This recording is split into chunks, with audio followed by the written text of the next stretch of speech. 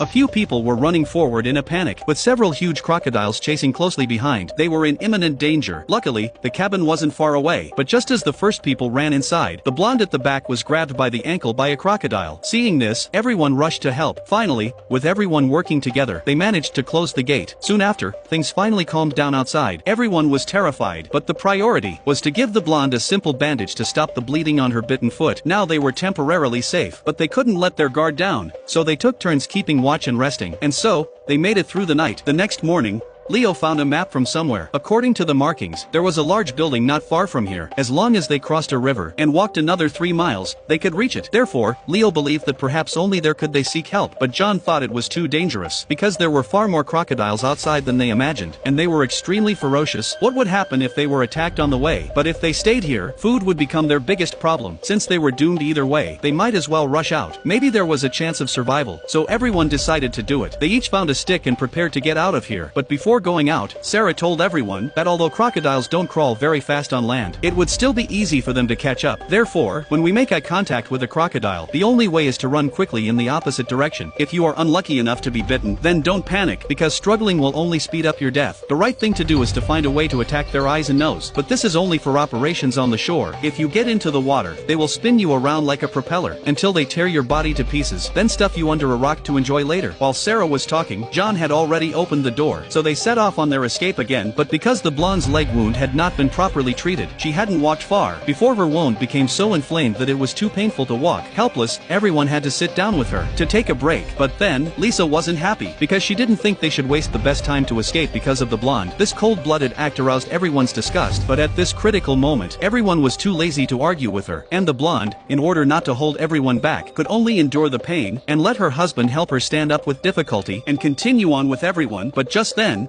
Leo seemed to hear the sound of running water nearby. Could the river they were going to cross be nearby? Everyone suddenly saw hope, so they immediately started walking quickly in the direction of the sound of the water. Sure enough, they hadn't walked far when they found the river they had been longing for. But how to get across? After thinking about it, they finally decided to make a simple raft to cross the river. Saying that, everyone immediately found a few trees and started building it. The brunette stayed on top to observe the surroundings, but just then, the brunette seemed to hear movement in the bushes behind her. In order not to disturb everyone building the raft, the brunette mustered up her courage and walked in alone.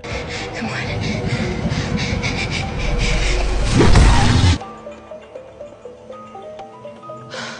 But the brunette actually managed to drive away a huge crocodile all by herself. Everyone admired her so much, but at the same time, they were worried for her. Fortunately, the raft was also built at this time, but just as they were about to leave, the people on the raft realized that the bag was still on the shore and hadn't been brought over. Helpless, Leo had to go back